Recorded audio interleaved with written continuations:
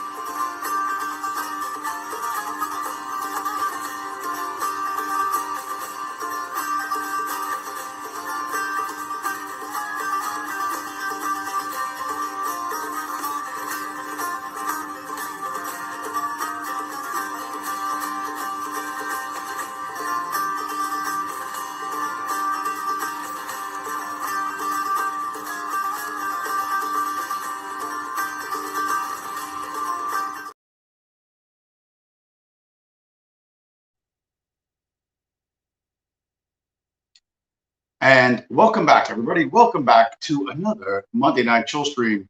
Looked at last week's stats. I got like 50 views and two new subscribers. So that's interesting. I want the channel to shrink and the channel to grow. But we got a lot to talk about. The trial of the century is going to begin later this week. And that's going to kick off a series of events that's really going to be super interesting. There's not enough popcorn in the world for me to get ready for that. Judas Sly Chai, based Persian Michelin guy in the chat. What's up? What's up to you, sir? How are you? Welcome to the show. So this coming Friday, Sam Bankman-Fried, SBF of FTX fame, is going on trial. The trial begins this Friday, which is, that to me is like, I'm looking forward to this so much to see exactly what happens. We know they dropped some of the charges, the campaign finance stuff, a few other things. Let's see what really happens with SBF. And I was thinking about the FTX collapse and its FTX as an exchange and its relationship to Binance, which is the world's largest crypto exchange. It has offices everywhere but headquarters nowhere, and has exchanges all around the globe. And I was thinking Binance has got to be a CIA front company. That's how the CIA pays Nalvani and Guidado and whatever other bad actors it pays around the world, because Binance has an exchange in every country, so you can get your Bitcoin to your people covertly, and I think, I'm not saying that CZ himself, that Changpeng Zhao is works for CIA directly. He probably, to choose Dubai as his residence for a company that has no headquarters, and he chooses Dubai because Dubai has no extradition agreements with anyone around the world. So anything that CZ Binance does or what the company does, then no one can get it. So that's And I thought about, well, who would arrange things that way? Would like a regular, like a Chinese techno geek, would he be able to figure that out? Like you could argue that, oh, he's a really smart programmer, whatever, he figured out Bitcoin, or he figured out crypto or something, and he, via some as unyet explained mechanism, got exchange governments around the world to allow him to open exchanges. You know, you could be a techno geek or you can be good at corruption, but usually the two don't go together. So Changpeng Zhao to me is a deeply suspicious character. Virgil Dog, Purple Heart. Welcome to the show, sir. So the relationship between Sam Bankman-Fried at FTX and Binance was Sam Bankman-Fried created his own crypto token, and Binance bought like, I don't know, $250 million, like some ridiculous amount, you know, to help out a potential rival. And I was thinking about this, thinking about Sam Bankman-Fried. He's a member of the tribe. He's supposedly has 2 degrees from MIT, right? He's so much of a genius. He made $1 billion buying Bitcoin cheap in Japan and selling it for more money in America, which is something no one else ever did. Something which is really not possible, but whatever. So it's all kind of hokey. But and right before FTX collapsed, there was almost a deal where Binance would save FTX, but it fell through. Binance instead dumped all their FTT tokens and backed away. And I thought about this, and I'm like, okay, MIT, Project Hamilton, central bank digital currencies, it's scooped up. You know, there's no way Sam Bankman-Fried made $1 billion, $1 billion arbitraging the price of Bitcoin between Japan and America. And just the structure of Binance and the fact that nobody questions that how it grew so quickly and covered the entire earth. I'm like, you know what? Binance is a front for CIA. And Sam Bankman-Fried, being sort of in that world, in and around that world, wanted to go off and do his own thing. And they're like, okay, you know, let's help this kid out. But they had no idea what a massive, massive fuck up is. But we're about to find out what the legal consequences of him doing what he did. It's going to be really, really super interesting. But yeah, the Binance and its relationship to Sam Bankman-Fried is just absolutely nobody's questioning why Binance would invest in FTX at all. Why would they help out their rival? But then again, you know, people don't question anything, right? You question things that, you know, sort of interest you and you think you can get an easy answer to, but you're not going to get the good information that you can use. You're not going to get easily, and you know, you're only going to question about the question. And of course, the powers that be don't even want you to do that. So when I titled tonight's stream Golem, I was thinking about the mythical monster called a Golem that is created by certain people to protect certain people. And the Golem that's out there today is AI, right? AI is smarter than you. AI knows everything, blah, blah, blah, blah. And here was a news article I grabbed real quick. ChatGPT's shocking Bitcoin price prediction and why new cryptocurrency Bitcoin, what is that? Minitrex can explode. So that's what's called an affinity scam, right? So ChatGPT is going to tell you all about Bitcoin, but by the time you get to the end of the sentence, they're talking about something else called Bitcoin Minitrex, which is some kind of fucking shitcoin. Anyway, this article goes on to state that the price of Bitcoin could fall to $13,000 if Binance goes under. I don't know, and it doesn't explain why Binance would ever go under. But to be perfectly honest, if $13,000 Bitcoin would be a fucking gift from heaven to me. We got a pump on Sunday based off of I don't know what. It just Bitcoin popped. I mean, everybody's straining at the leash to get involved in this. And when the controls finally come off, and there are behind the scenes political controls, I have some receipts for that. Then it's going to be really, really, really interesting, because you're going to have the intersection of short term and that's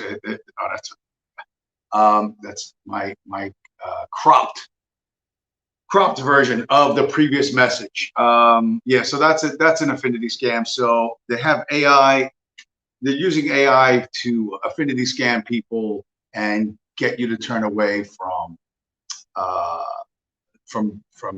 buying and owning Bitcoin. But I want to start with the first video I want to show. This is kind of longish, relatively long. It's 3 minutes and 58 seconds. But it's I put the whole thing in for context. You're about to see Caitlin Long, who is an OG Bitcoiner from like 2011, 2012. She bought Bitcoin when it was $1,000, and it dropped to 150, and she just bought. She is hardcore OG Bitcoiner, and she and some investors tried to start a bank in 2017, and things didn't quite work out the way they expected, and now they're suing the Federal Reserve. So here's about 4 minutes, which will give you a very good understanding of what's been going on behind the scenes politically for the last couple of years. Kitco News special coverage of Messari's annual Mainnet Summit is brought to you by Oasis Pro. Hello, I'm Michelle McCory, and this is Kitco News coming to you from the Messari Mainnet Conference here in New York City. And one of the topics very much in focus at this year's conference is the regulatory hostility towards crypto and DeFi. Well, my next guest says that there is a concerted, coordinated political effort to deplatform crypto from the banking system, and that is being directed by factions from within the White House, and that she is fighting back. Caitlin Long is the CEO of Custodia Bank. Caitlin, great to have you with us. Thank you. Thanks for having me on. It's great to be on your show. I've watched your work for a long time. It's really an honor to be with you. Oh, well, it's an honor to talk to you, especially seeing as you're such a trailblazer in this fight against some of the hostility that we're facing. We definitely want to talk about that. Also want to talk to you about the political intersection that you've pointed out between Bitcoin halving cycles and elections. We'll get into that, get your macro outlook, and of course, something that you don't really do, but we are going to get your outlook on the price of Bitcoin. But before we get there, I want to start off with an overview of Operation Choke Point 2.0. Now, the term originally came from an effort by the Obama administration where they were deplatforming businesses that weren't illegal, but they weren't necessarily fans of, like gun stores, for example, cutting their access to the banking system. And then after the collapse of Signature Bank in March, which had a lot of crypto customers, Nick Carter coined the phrase, I believe, Operation Choke Point 2.0, and was saying that there is a concerted effort to cut the crypto sector off from the traditional banking system. So for our viewers that are not familiar, give us a little bit more of a background on what is happening there. Yes, you're right. It started during the Obama administration. Federal bank regulators in the United States, specifically the FDIC, moved against a total of 30 different industries. And it was applying pressure through the bank regulatory process to debank certain industries. It started with payday lenders and expanded to 30 different industries before Congress and the Trump administration put an end to it. There were lawsuits, and it was revealed that there were some nefarious things going on. The lawsuits were settled. The FDIC agreed not to pursue it.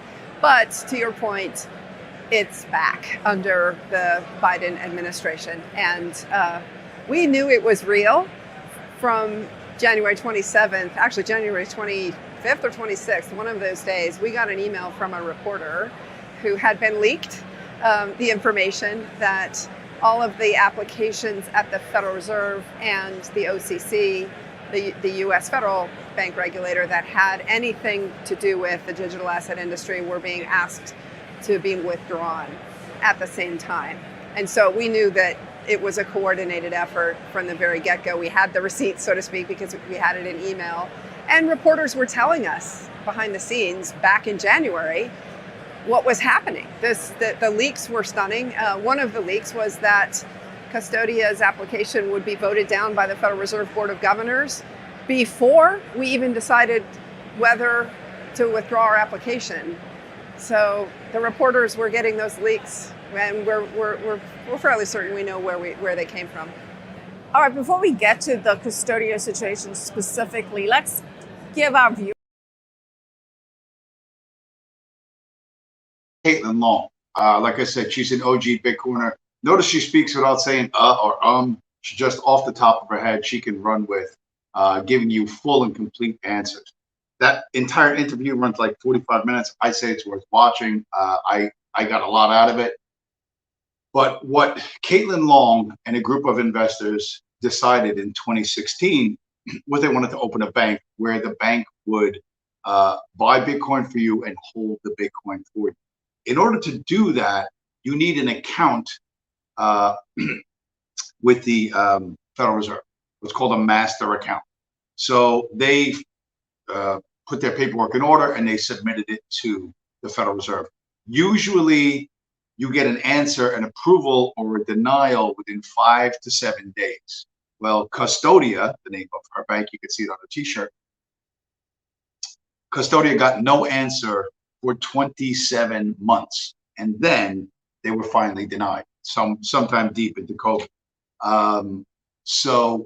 You know, and as you said, they reporters told them behind the scenes that, you know, that there was no way that Custodia Bank was going to be given a master account. If you're not given a master account, no one can wire money into your bank, so your bank can't buy an old crypto. Now, Custodia is different than every other bank because their structure, Caitlin's a former Wall Streeter, the structure of Custodia Bank is 100% backed by cash assets. So you could not buy Bitcoin on credit. You had to have that money in your account first. And the whole idea is they would custodial, they would custody it. You know, that was their idea. That's their business model. They wanted to give it a shot, but they were held back. At the end of the Obama administration, Trump wanted a booming economy, so he backed it off. But and that's probably why the price of Bitcoin went from $650 when Trump was first elected to $12,000 when Biden was elected. So and we know that since Biden's been elected, Bitcoin's only gone to 27 or 30. So the price has been suppressed by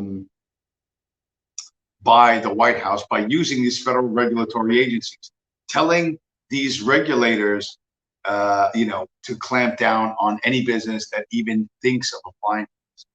So you think, well, you know, is that really true? Yeah, that's really true. Congress has gotten involved. Congress, because Bitcoin has friends in Congress. Let's see, what do I got? There's Gary Gensler, the head of the Securities and Exchange Commission, a member of the tribe, surprisingly, and a former bigwig at Goldman Sachs, is actually the head of the SEC now. So I'm trying to think. I got this clip like a couple of different times, but let's see if I can get both of them in one. They had some hearings, and they put Gensler on the hot seat, and here's what happened. Let me be clear, Chairman Gensler, our patience is wearing thin. Among your expansive rulemaking agenda items, there is not a single initiative aimed at improving access to capital. Your efforts to choke off the digital asset ecosystem, which has created real harm for consumers and our markets, is clear to all. You refuse to be transparent with Congress regarding your interactions with FTX and Sam Bankman-Fried. Your lack of responsiveness to this committee's legitimate oversight continues to be unacceptable. And you should not want to be the first SEC chair to receive a congressional subpoena. I'm looking out for the American investors who've been hurt by the crypto. Mr. Gensler, despite your years of rhetoric, like today, I'm convinced you are not an impartial regulator. Instead, it's clear that you are working to consolidate your own power, even though it means crushing opportunities for everyday Americans. It cannot be understated that a common theme throughout your career, sir, is your relentless loyalty to the largest financial institutions at the clear expense of innovation, competition, and everyday Americans. Bitcoin has friends in Congress. As you know, Ted Cruz owns Bitcoin. Senator Cynthia Lummis owns Bitcoin. And there's some congressmen that own Bitcoin. We have friends in Congress because we're going to win, and it's an election year, and we're going to win. If you go back to the Caitlin Long interview, there is one particular individual in the White House who is extremely anti-Bitcoin and extremely anti-digital assets. And that person will be leaving in January, which is really interesting. Now, the reason why is because, and 2024 is going to kick off the re-election year. The Biden White House is going to want a glowing economy, a robust economy to be a wind at their back come next November. And with the Bitcoin enemy dude, leaving, the restraints are going to come off. And sometime, maybe at the end of this year, maybe the beginning of next year, all those Bitcoin ETFs will be approved, and then a tidal wave of money will flow into Bitcoin. So, 5-figure Bitcoin, like you're seeing now, is probably will not be around for much longer. So, but the fact that we have people in Congress, we Bitcoiners have people in Congress. There are no nationalists that have representation in Congress. You know what I mean? Nobody knows what the fuck nationalism is. But while you're busy being a homosexual communist and praying to the ghost of Adolf Hitler, like I said, we're winning like every fucking week, everywhere, all the fucking time. And it's good to be on a winning team. You know what I mean? It really is. It's actually very, very good to be on the winning team.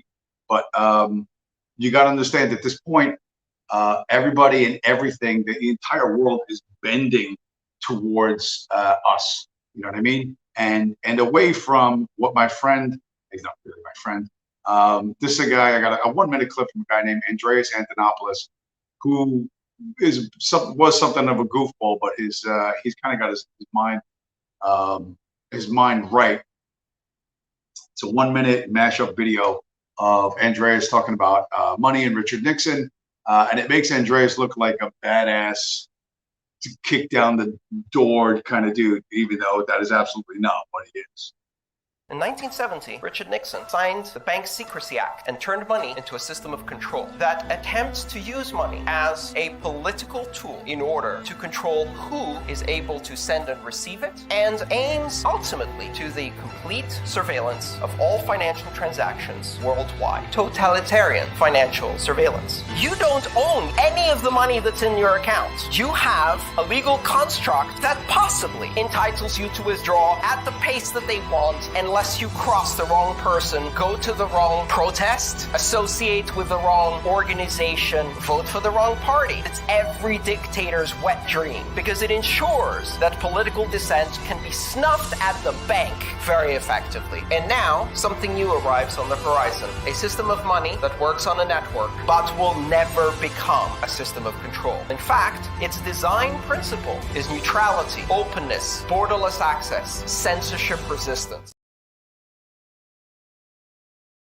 You see, they're making Andreas look like a badass. He's really not a badass. He's a dork and very fuzzy-headed about certain things. But he makes some good points there, right? A lot of this stuff started in the 70s. A lot of this, what you're seeing now, is the modern-day updated version of what was done a long time ago. I thought about this movie. There was this crazy movie that I saw the advertisement for when I was a teenager, And I didn't see the film in the theater. I saw it like much later on VHS or something like that, or DVD. I can't remember when I saw it, but it's a 1981 movie where a man named Albert Finney, who's an English actor, is the most bizarre protagonist, and that you could possibly root for. But it had James Coburn as, I think, this bad guy. So he played the heavy. So it had like a kind of a big name back in the day, James Coburn. And it had to do with some very interesting flashlight technology. So this is 1 minute, 23 seconds. It is the official trailer for the film called Looker. I want it. You probably think I'm beautiful, Dr. Roberts, but I'm not. I want it. My nose is 0.2 millimeters too narrow, and my cheekbones are 0.4 millimeters too high. I want it too. I do television commercials. They want a certain look. I did surgery on several girls a few months back, commercial actresses, and there have been some suicides. You don't know what's going on. This is more than commercials. They're killing all the girls that are perfect. DMI measured some girls for possible surgery. We were conducting an experiment. Hi, I'm Cindy. I'm the perfect female type, 18 to 25. Here you see a typical computer model being made. Hi, I'm Cindy. I'm the perfect female type, 18 to 25. What have you got me mixed up in? I have a right to know if somebody's trying to kill me.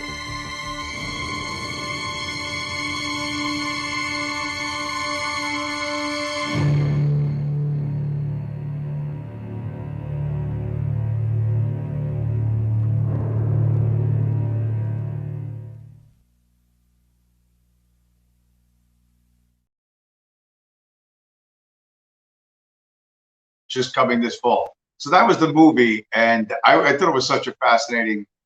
I don't know, it grabbed my attention, but I was in puberty, so a lot of things that had females that looked like that grabbed my attention. But there's one scene there where you see there's like a suitcase, and someone puts what looks like a gun in the suitcase, but it's not a gun. It's a type of flashlight or light emitting device that sends out a pattern of light that hypnotizes you. It makes you infinitely suggestible. That's why one of the models is saying, I want that, and then you see their eyes glowing. The whole idea is that they have a technology to make you uncontrollably want something, and they're going to use that in order to manipulate you into buying things. Imagine this. And they're going to use computer-generated females based off of living females, right? And I don't know why they would kill these girls. It's like, whatever, they're gonna throw them off the balcony in Hollywood. But you say, well, I was a corny 1980s movie, with that didn't really go anywhere. I don't think it made a whole lot of money, and it didn't make a whole lot of sense. And why Albert Finney, the plastic surgeon guy, becomes he's like a hero, and the bad guy pulls alongside him on the highway with the flashlight in the middle of the day, and he shoots the flashlight in his eyes, and he gets hypnotized, and then his Mercedes lands at a big fountain, big spectacular crash. And I thought, well, today we have smartphones, right? That's people started the smartphones getting in these super accidents. But it's not a super flashlight. It's a handheld device that does shoot light into your eyes and manipulates you. But is Looker possible? Is Looker real? Could it really happen? Or is it just some cheesy 1980s science fiction? Here, take a look. AI celebrities are taking over Chinese entertainment. TV series I'm Nobody is receiving rave reviews in China. There was a character in the drama called Gao Zhuang. The actress has thick eyebrows, big eyes, and smooth skin. Audience thought she was Angelababy because of the dull acting skills. Turns out she's an AI actor named Leah, who got the role after an audition. She has over 11,000 followers on Douyin. On her profile, she described herself as hyper-realistic digital idol. No need to worry about AI taking over actors' jobs, because celebrities have figured out a way to make AI work for them. Calvin Chen was a member of Taiwanese boy brand Fahrenheit. He live streamed for 15 hours every day, eating non-stop to sell products. If you look closely, when his arm is resting on the table, the legs of the table penetrate his skin. This is his AI stand-in. The disclosure about his real identity was written in super tiny font, so most viewers are fooled. All he needs to do is to authorize his portrait rights to the merchants, then he can sit at home and collect his cash. Chinese netizens don't mind AI actors, because they won't flop due to some sex or tax scandals, resulting in shows not being able to air, like The Golden Hairpin and The Prisoner of Beauty. That Chinese doctor brought again. Looker exists today in China, right? You have the actor AI crossover. Does it make sense? No, it doesn't make sense. But they're trying it in China. They're gonna test it out there, and all these ideas, you know, almost all of this stuff is recycled. Almost everything is completely recycled. And it's not going to work, to be honest. To be perfectly honest, it's not going to work. But what will work is living your life the right way. I remember this from Twitter. You guys, everybody was on Twitter. I don't know who was on Twitter, but there was, again, this was from the 2017 Trump era. There was that kind of that movement to be, I don't know, it was like a kind of a manosphere thing, but you know, towards whatever, being masculine, reading the classics, etc., etc. Well, you know, that went along with the that got pushed out of the alt right, it got pushed out of the far right, but it found its proper home in Bitcoin.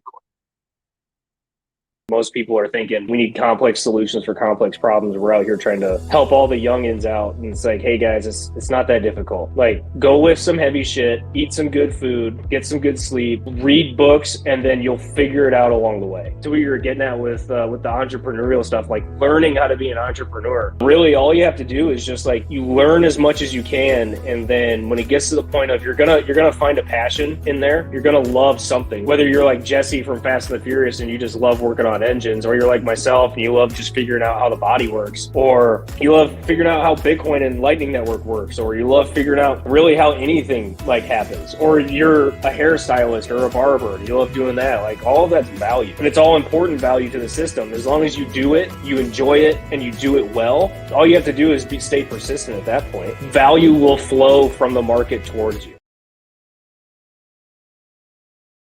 The Bitcoin bros are now talking about lift weights, eat steak, and read books. That's a message that got lost, you know, when Trump got knocked out. But like I said, it's found a new home with us, and that fits much more closely with the Bitcoin ethos, the Bitcoin ideas than it did with any bullshit politics, right? When you're interested in your own money and how you're going to make a living and how you're going to live the life you want to live without interference, you know, you get attracted to Bitcoin, and then you think, well, I want to live the best possible life I can live. So I want to be as healthy as I can be. I want to be as strong as I can be. I want my brain clear. I don't want to be fucked up on drugs. And as a message for the youths, that's a pretty good message. That is a pretty good message. But everyone, and when I'm telling you everyone and everything is bending our way. I'm not kidding you. I'm going to show you quick. This guy, this is that military spec ops pro dude, you know, trying to get philosophical. Do you think we're the bad guys? Just honest question. I've been thinking a lot about this lately. I think there are a lot of bad people in our government. If you look at this from a, you know, whatever, 60,000 foot view, you look at the world and you look at all the that the U.S. has intervened in, and now, you know, with the way the internet and the access to information we have, it's starting to paint another picture. So that's that, you know, he's interviewer bro, the former soldier. he's going to ask the tough questions and be brave and blah, blah, blah, blah. Well, guess what? They even got him. He had whatever, like, I think it was like world's smartest hacker or something. I don't know who the fuck this is. And this really looks like the NSA fucking bugman who probably hacked my phone. But so he has like hacker bro. And how do you know he's a hacker? Because, well, they told you he's a hacker. But he's got a hacker bro on, and this is every knee shall bend. Cryptocurrency. What's your opinion on cryptocurrency? Is it here to stay? It's very volatile. Very volatile. I think that Bitcoin's here to stay. Do you? Yeah. Would you like to see Bitcoin? I would love to see Bitcoin hit the moon. I mean, it's doing well at this moment. It's around 30 grand. I would love to see what it was projected to be at in the 100,000s, possibly $1 million a coin. You think that's possible? Absolutely. I mean, when I started, it was only maybe a couple dollars at the most. So that guy's saying, like, implying that he bought Bitcoin was a couple dollars at most. If he did, he would be in a position like, I don't know, Caitlin Long is, or Michael Saylor is, or one of these billionaire types. So he might have been aware of it, but he wasn't involved. And you can see he's not lifting weights. He's not eating terribly good food. And I doubt he looks as pale as he could possibly be. He's not going out and sunning his balls. He is not. He's not living his best life. He's just hacker bro talking to whatever special forces interview would do. It's pretty lame, but this stuff is partially driven by what viewers write in. You know what I mean? I didn't find anything short enough, but Jordan fucking Peterson is now a fucking expert on Bitcoin. This guy who literally found out about Bitcoin fucking last week, he's going to tell you everything you need to know. So behind the scenes, all the golems, whether it's AI, whether it's military bro, whether it's whatever they think is going to work to direct your mind the way they want it to go, which is you not owning Bitcoin, is what they're doing, and it's like fucking nonstop. So if they can convince you, they can convince you. In the meantime, you have to be distracted from things like this. This is I mentioned this stuff before, and this is how you become a celebrity. This is how you become a celebrity criminal. Teenagers looted Philadelphia stores in a series of flash mob-style raids. Dozens of masked and hooded youngsters broke into Apple, Lululemon, and other shops, grabbing whatever they could get their hands on. The participants allegedly coordinated their activity on social media, moving around in groups from one location to another. A local woman had been live-streaming the chaos onto her Instagram page, seemingly encouraging the theft. Everybody must eat! Everybody must eat! Everybody must eat! At least 20 people were arrested following the raids, most of whom are reportedly young. Uh-oh. Damn! It looks like Aunt Jemima has joined a criminal gang, So did you notice how she was shouting, "Everyone must eat, everyone must eat," as the youths, those misguided youths were looting the Apple store. So this story's got a couple other parts. So here's a slightly different version of the same thing. The influencer who live-streamed the Philadelphia looting posed for a mugshot in tears amid multiple charges. Everybody throwing free iPhones! Let me see the iPhone! Oh my god! Deja Blackwell was arrested while on air soon after she challenged the cops to detain her. Told the police they either lock me up tonight or it's gonna get lit. It's gonna be a movie. The woman's social media reportedly helped the police to determine the precise location of her and other alleged looters. Everybody must eat! Everybody must eat! Everybody must eat! Yeah! Blackwell was handed 8 charges stemming from the raids from that night, but was later released from jail. I need some sleep. I'm scared. I'm traumatized. Never again in my life. Like, seriously. Okay, so they arrested her, but they let her go in 2 hours. You know what I mean? They filed 8 charges. They're going to drop all 8 charges. She's not scared. She's not traumatized. She probably won't challenge the police to come find her and arrest her. But yeah, that's this is happening everywhere at all fucking times. And now you don't even need for some fucking crackhead to get handcuffed and die of a fentanyl overdose. It's just Tuesday. It's time to loot the fucking apples. Fun fact: Apple has in all their devices, if you walk out of the store without the device being activated, it automatically switches off. It switches off and it can't be used. Although its location, it continuously pings a cell tower until its battery dies. So that's how they find it. So all of that destruction for devices they can't use. At best, they can maybe tear them apart and use the glass on the screen. They can sell that for pennies, but that is absolutely not a long-term strategy anymore. And more, this type of behavior is going to lose its appeal in a lot of ways. And it's just going to be accepted. Last piece on Philly. Philadelphia looters discovered Apple had disabled stolen phones and panicked, realizing their crime was for waste. A mob of thieves was left outraged after discovering Apple had disabled products they stole from a store in Philadelphia during a second night of looting. Moments after the Apple Store loot incident, businesses around the city tried their best to prepare for mayhem as they boarded up their walls and windows, but it didn't stop brazen thieves from swarming in again. Thanks to Apple's store iPhone tracking and lock system, not only were the phones unsellable, unusable, and completely useless, but the stolen iPhones helped police track down a sum of people who kept the stolen devices. It is virtually useless to take the devices out of the Apple Store. Even if you successfully pull off this daring feat, you need to know that those iPhones are designed to stop working the moment they cross the store's threshold, said authorities. And there's no way to make the phone usable thanks to Apple's theft system. Stolen phones are usually taken apart into pieces and sold for pennies, said one user.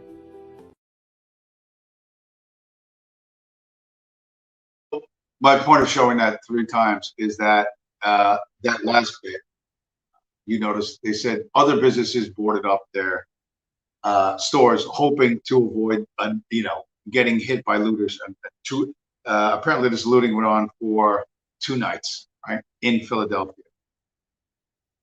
Philly is fucking out of control. It's America's 3rd largest city. New York is just as bad. It's the state is losing control by the day, and chaos and violence is going to become a bigger and bigger and bigger part of every fucking day life everywhere. And different places are responding to it differently, but ultimately I think they're all going to fail. This is 27 seconds in the city of my birth, beautiful New York City.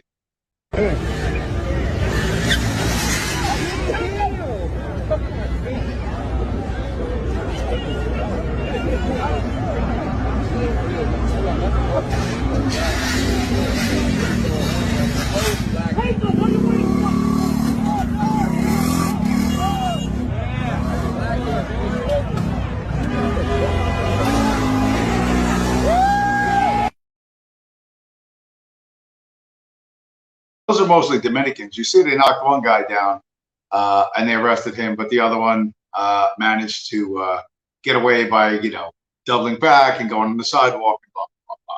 And once again, I don't know if you noticed, there was a fat old cop with a white shirt. That's a supervisor. They got supervisors out on the street at night in Manhattan. This is like unprecedented shit. I have never, ever seen that other than for a major riot. And this is every time you see a piece of video, there's always a supervisor out there. These guys used to have cushy desk jobs where they did, where they golfed with big shots. And now they actually have to be in the street, even though they're overweight, 50-somethings, and they're up against younger, stronger, more aggressive people than they probably ever were. So New York City attempting to crack down on the scooter people, but it's, I guess that's the complaint they get most. But the whole thing is spiraling fucking out of control, and making America's cities fucking hellscapes. One place down in Florida, they're trying to fight back. So I got 54 seconds in Florida, and Florida is going to have is going to make them soft New Yorkers. Going to teach them a lesson. A lot of agencies don't participate in pursuits. The Florida Highway Patrol, we see things very differently than a lot of other agencies, right? So we train our troopers to be in pursuits. I encourage them to participate in pursuits.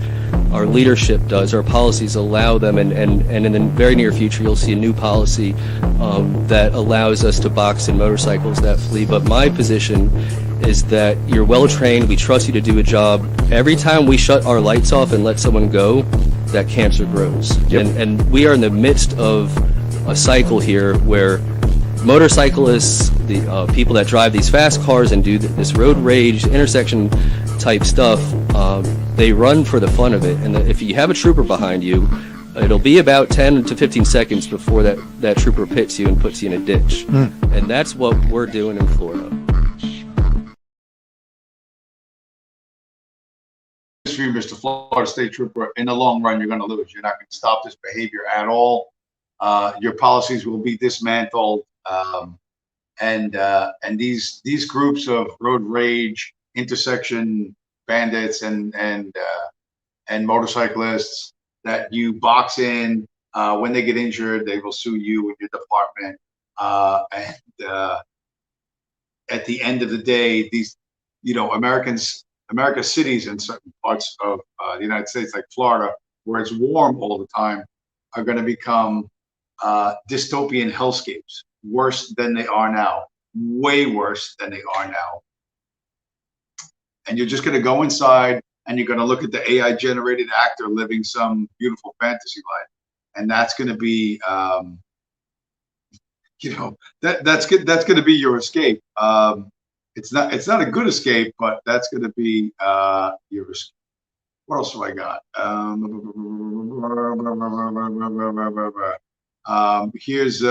Here's Jeff Booth. Love this guy. Really love this guy. Trying to explain to a normie that the ideas you think are real, what you think the limits and the parameters are, what you think is likely to happen in the future is all wrong. Jeff Booth 100% has this right. But the reason why I want to show this, and I think I've played clips similar to this with Booth saying this exact thing.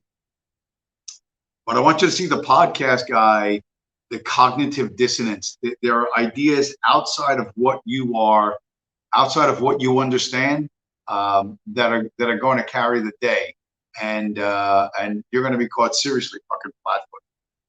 Abundance in money creates scarcity everywhere else. Scarcity in money creates abundance. An existing system that can print money out of nothing, abundance in money, creating scarcity everywhere else, that most people are going to look through. And their life is going to be getting harder and harder and harder, even though they think they're making that short-term trade-off. I want more money, but things are getting harder, just like they're making today. And in Bitcoin, it's imposing that scarcity, which is creating abundance. You're sitting there saying that if we gradually go into this parallel ecosystem, which I'm all in favor for, that this is going to create so much wealth that once we get that next pandemic, people aren't going to vote for stimulus checks because they're all going to be so wildly wealthy that they're not going to want to increase the size of government. And I have a very hard time believing that. Will people vote for more stimulus? Yes. And it will debase their currency further? Yes. Will they get poorer out of that? Yes. Will government get bigger out of that? Yes. But not in Bitcoin.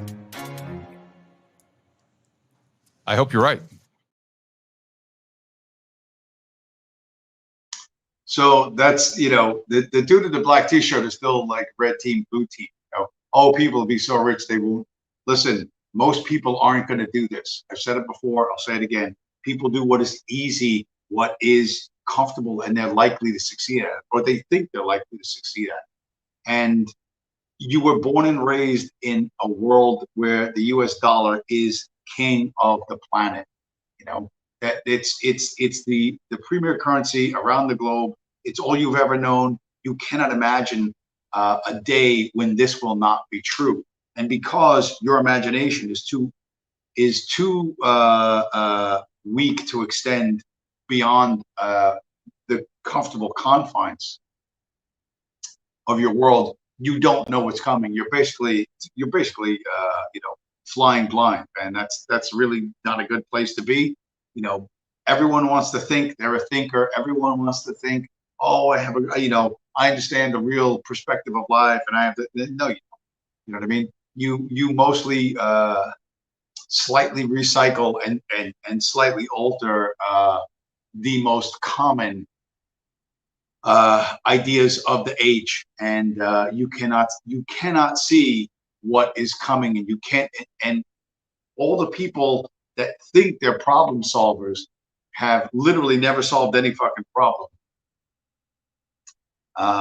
and their ideas are not going to solve every problem. I was gonna do like the guy Breedlove, the ponytail dude, who's like, he's like fiat currency, you know, the central bankers fund both sides of the war, blah blah blah blah, this, that, and the other. That way you can't lose, you know, and fiat currencies drive the scope and the scale and the intensity of war. And you think, wow, this guy knows what he's talking about. And then 2 minutes later, he's like, well, why can't we have monarchy? There's so much dumb shit. This guy, I was like, look at all this dumb shit. I was like, you know, I was like, this guy Breedlove is just a very naive person who has managed to stumble into this Bitcoin thing. And listen, a lot of these people, you know, they're very sincere and they're very naive, and they don't understand the struggle that's coming. Jeff Booth, the guy you just saw, he knows that he describes it as the existing system will get noisier, which means riots and civil unrest and all that shit. That's definitely coming. As you know, it happened. Listen, it happened in Venezuela, in Argentina, in Colombia, in Sri Lanka, in Lebanon. You know what I mean? It happened everywhere. As the currency gets debased, as life becomes harder and harder and becomes impossible, people freak out, and they do not rise to the occasion. They drop to the level of their feelings, and they're gonna feel like burning shit and stealing shit and destroying what they can never have, right? What's been denied to them. So, and the people behind it all, right?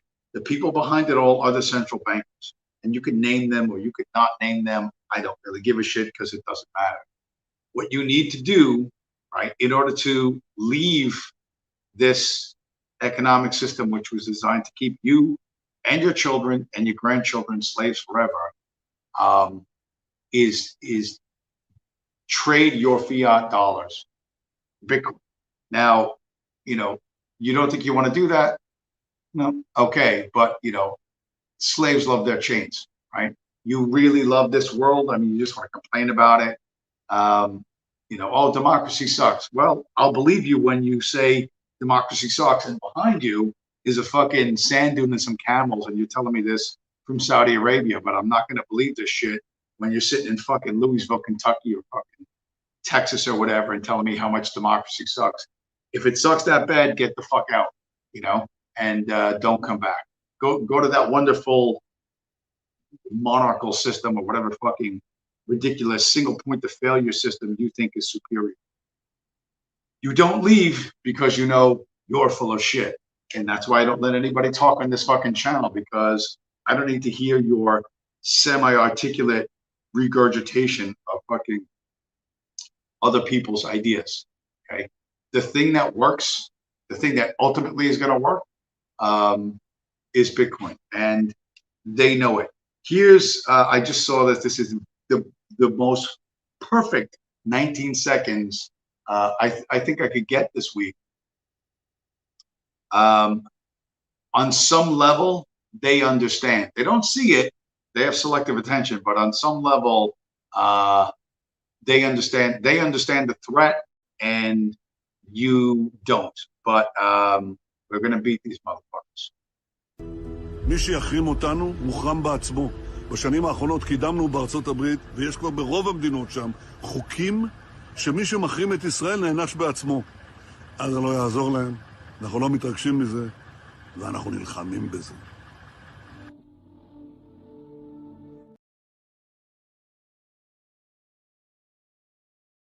The Prime Minister of Israel himself, Bibi Netanyahu, saying that anyone who threatens to boycott Israel, Israel has control of most of the states in America, and if you attempt to hurt Israel economically, you will be punished economically. They understand what fucking works. And as long as you play their fucking game on their field with their equipment, you're gonna lose. And if maybe you just need to be a loser, maybe you just need to always be a victim. I don't want to be that. I would prefer to live as a free man, and I work every fucking day to make that happen. Nonstop. I don't think about, how can I have something, a bigger shiny thing than my fucking neighbors. I think of how can I fucking destroy these guys? How can I make Bibi Netanyahu starving and fucking homeless? That's what I'm thinking. And the answer is participate in an economic system that they don't control and they can't stop. That's the fucking answer. Everything else is bullshit. So depending on to what degree you can accept this, you'll understand what I'm trying to do here. But yeah, this is the way it is.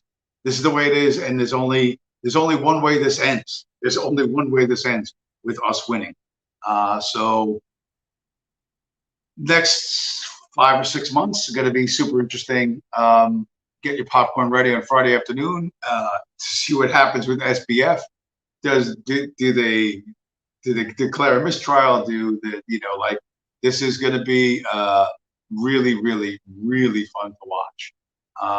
Or do they decide that they're going to smack him on the wrist and give him whatever, what is it? Home, what is it? Put an ankle monitor on him or something like that. I don't know. It's all going to be crazy fun, and then we'll be in Thanksgiving and Christmas, and then before you know it, 2024 will be here, and the chains that have been holding us back will be broken, and one way or another, by Wall Street or by Congress or by hook or by crook, and then shit's about to get really, really interesting. Anyway, with that, we are coming up on 57 minutes. That's pretty good. Let us see. By the way, let's see who smashes up the like button. That's first of all. I got 50 viewers. I don't know. I can't remember how many like button smashes I got. But if you're sticking around this long, really, you owe me a like button smash. You know what I mean? Just one. Not all. You don't have to do it twice, but just one. One like button smash.